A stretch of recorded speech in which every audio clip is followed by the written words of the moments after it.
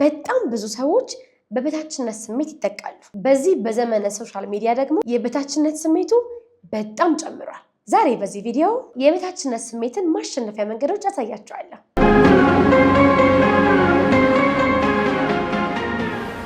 ማንም ከበታችነት ስሜት ጋር የሚወለድ ወይም የተወለደ ሰው የለም። የበታችነት ስሜት ተፈጥሯዊ ሳይሆን በአካባቢ ተጽዕኖ የሚመጣ ውጤት ነው። በሌላ አነጋገር ሰዎች ስለራሳቸው የበታችነት ስሜት እንዲሰማቸው ከአካባቢያቸው ይማራሉ። የተማሩትን ነገር ደግሞ ትተው አዲስ ነገር መማር ይችላሉ ማለት ነው። ስለዚህ የበታችነት ስሜት ሊለወጥ የሚችል አስተሳሰብ ነው ማለት ነው። እያንዳንዱ ሰው በተፈጥሮ እንዲሁም ካደገበት አካባቢ አንጻር ልዩ በመሆኑ የበታችነትን ስሜት የሚያሸንፍበት አንድ ወጥ የሆነ አካሄድ ላይኖር ይችላል። ሆኖም ግን በዚህ አይነት ችግር ውስጥ ያሉ ሰዎች ከዚህ በታች የምጠቅሳቸውን ምክሮች ተግባራዊ ቢያደርጉ ስለራሳቸው ጤናማ የሆነ እይታ ሊያሳድሩ ይችላሉ።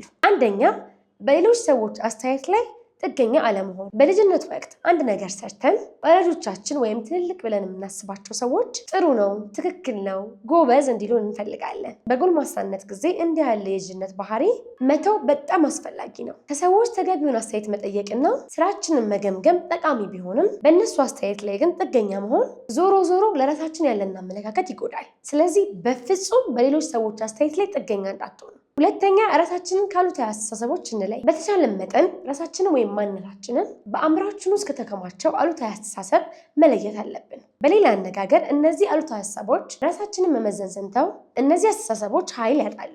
በእርግጥ ከኛ ጋር ለረጅም ጊዜ የቆዩ ከሆኑ ከእነሱ ጋር ዝምድና ስለፈጠርን በቀላሉ ላይሄዱ ይችላሉ። ሆኖም ግን ከእነሱ ጋር ላለመኖር ከወሰንን ቀስ በቀስ ስፍራቸውን ይለቃሉ። በአሉታዊ አስተሳሰቦች ስፍራ ደግሞ ተገቢ የሆኑ ሀሳቦችን እናስገባለን። በህይወታችን አዲስና መልካም የሆነውን አስተሳሰብ እድል ከሰጠነው ቀስ በቀስ ወደ አእምሯችን ገብቶ ስፍራውን ይይዛል። ይህም የሚሰማንን የበታችነት ስሜት ያስወግድልናል። ሶስተኛ፣ በውድቀታችን ራሳችንን ከመኮነን ይልቅ ከውድቀታችን መማር። እዚህ ምድር ላይ ስህተት የማይፈጽም ሰው ማንም የለም።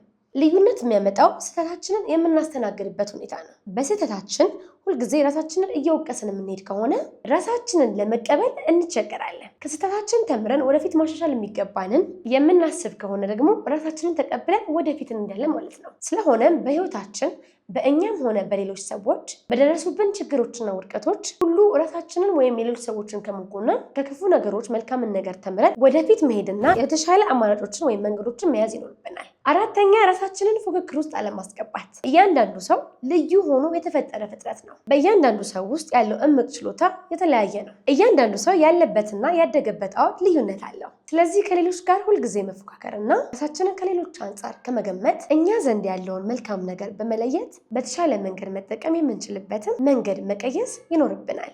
ከሌሎች ሰዎች ስኬት፣ ብርታት፣ መልካም ነገሮች፣ አሸናፊነት፣ ለራሳችን መልካም ቁም ነገሮችን መማር እንችላለን። ስለዚህ የፉክክር የህይወት ዘይቤን በመተው ከሌሎች መማርን መልመድ ጠቃሚ ነው። አምስተኛ፣ ስጦታችንን በመለየት ማሳደግ።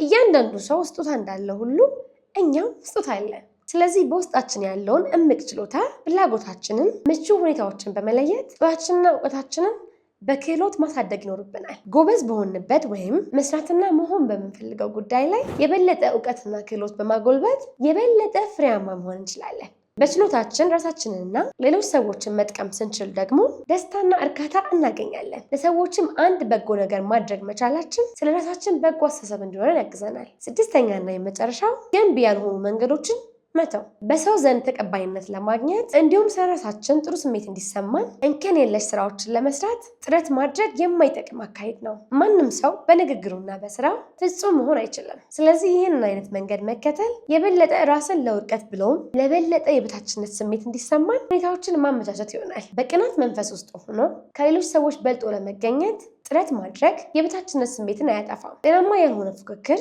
በማሸነፍና በመሸነፍ ሚዛን ውስጥ ያስገባናል። ብዙ ጊዜ በአሉታዊ ነገሮች ላይ ትኩረት ማድረግ እሱም የበታችነት ስሜት እንዲኖር እንዲሁም እንዲያድግ ያደርጋል። ስለዚህ ከሌሎች ሰዎች በችሎታ፣ በብቃት፣ በትምህርት ደረጃ፣ በገንዘብና በሌሎች ነገሮች እኩል ብንሆንም ለራሳችን ያለን አስተሳሰብ በጎ እንደሚሆን ማሰብ ሁልጊዜ ትክክል አይደለም። ስለዚህ ትኩረት ማድረግ ያለብን ደረጃን ማሻሻል ላይ ሳይሆን በማንኛውም ደረጃ ላይ ብንሆን እንኳን ራሳችንን ተቀብለን መኖር ላይ ነው። ስለ ራሳችን ያለን አሉታዊ ስሜት ማስወገድ ይኖርብናል። እነዚህን ማድረግ ከቻልን በላያችን ላይ ያለውን የበታችነት ስሜት ፈጽሞ ማሸነፍ እንችላለን። እስቲ ያላችሁን ሀሳብና አስተያየት ኮሜንት ላይ አሳውቁኝ። ለዚህ ፔጅ አዲስ ከሆናችሁ የሰብስክራይብ ምልክቱን መጫን እንዳትረሱ። መልካም ጊዜ ይሁንላችሁ።